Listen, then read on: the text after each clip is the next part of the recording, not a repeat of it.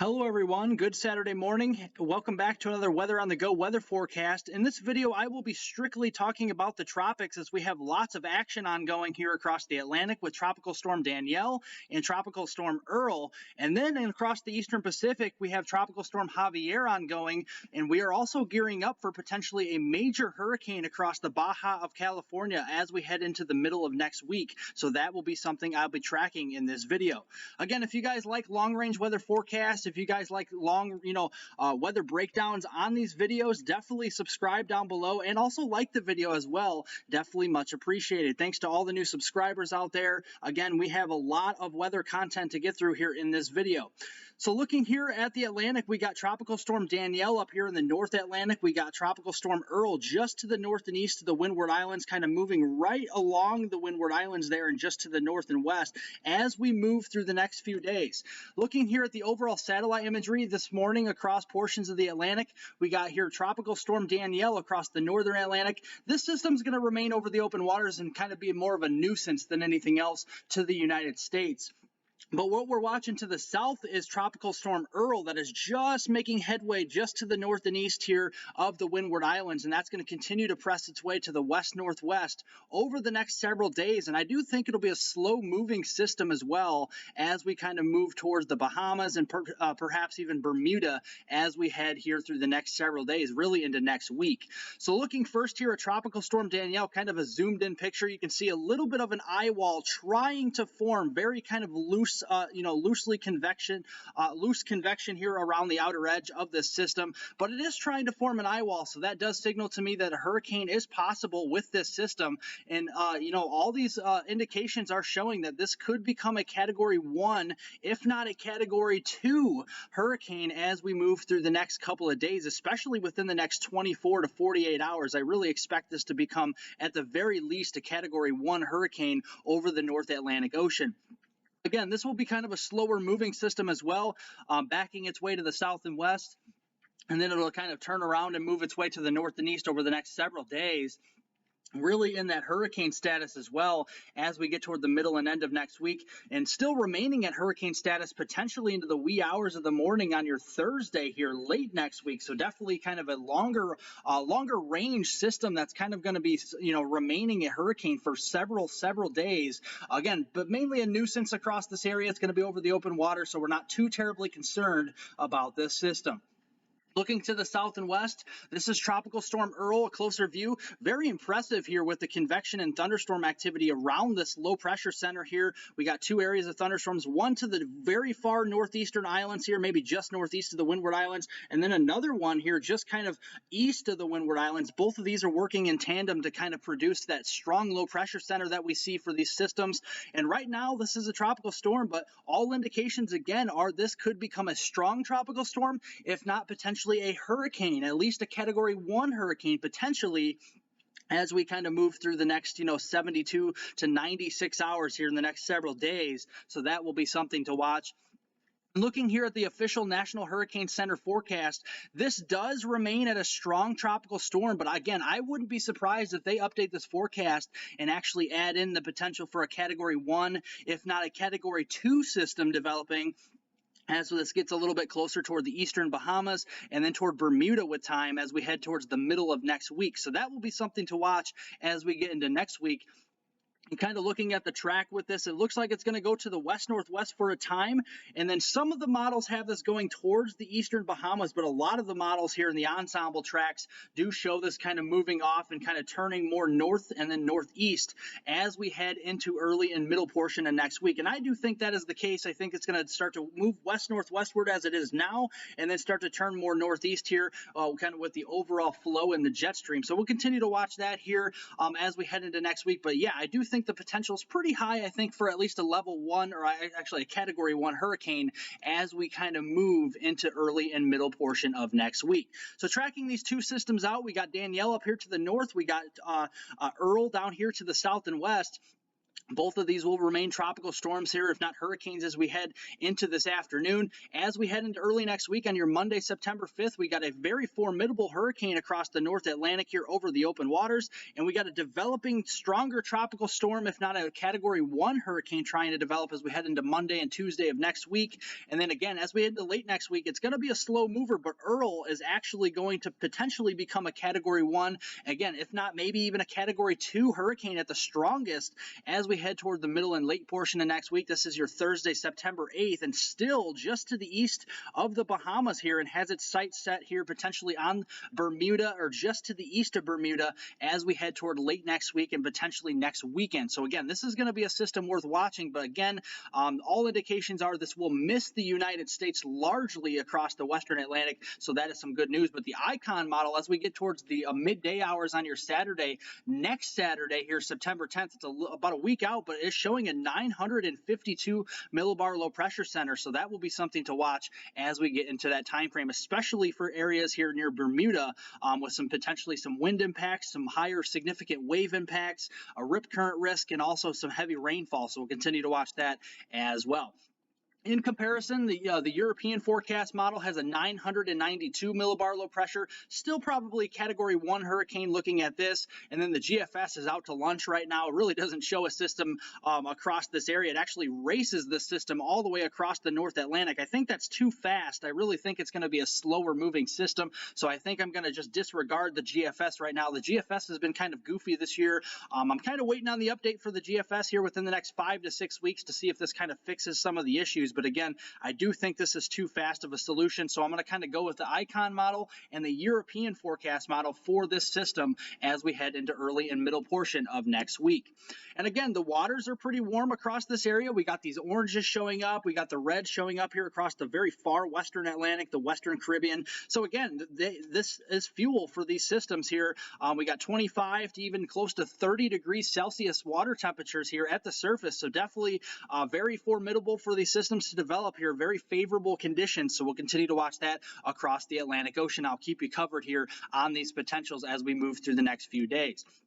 But as we have active weather in the the Pacific, or actually the Atlantic, we're having some active weather in the Eastern Pacific right now. We have Tropical Storm Javier just to the west of the Baja of California. This is actually going to turn more to the west very rapidly here as we head toward the next couple of days. And then we got that higher probability of another system, which could be the potential bigger system as we head toward the early and middle portion of next week for the west coast of Mexico and or the Baja of California. So definitely something to watch as we head toward the middle of next week. But looking first at the satellite imagery here, you got Javier up here to the north and west, still kind of disorganized, but again, this is just a tropical storm, and I don't really think this is going to strengthen much more than it is now. It's kind of going to be encountering a little bit more wind shear and a little bit more of some cooler waters, which will kind of rip this system apart as it pushes to the west.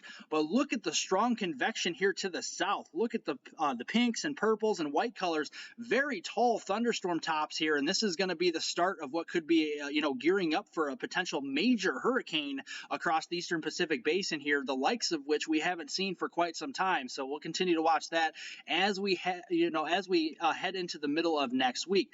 But looking closer at Javier, again, we have kind of a disorganized system, a little bit more southern end loaded here with some more convection to the southern end of this low pressure center.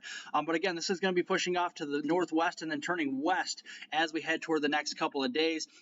And like I said, Javier is going to be approaching some more wind shear. It's going to be approaching some more cooler water temperatures here at the surface. So right now it's projected to be a kind of a mid-grade to kind of lower end tropical storm through the next 24, potentially 36 hours. And then after that, it's going to kind of drop off to kind of post-tropical depression status and post-cyclone status here as well. So that will be something to monitor as well. But again, this is going to go over the open water, so I'm not too terribly concerned about this system as it moves farther out across the central Pacific here as we move through early next week. Again, kind of remaining at tropical storm status probably through at least Sunday morning or Sunday afternoon, and then kind of dropping off to post tropical depression status as it moves westward very quickly towards the end of this week, actually toward the central Pacific, as we kind of wave goodbye to tropical storm Javier as we get into the middle of next week. But then comes the bigger system. We got all the strong convection here, very tall thunderstorm tops here with a very tall updrafts, probably about 50, 60,000 feet down in these areas, and definitely seeing some very tall, returns here of these thunderstorms across here, the satellite imagery with these pinks and purples and all the white colors here.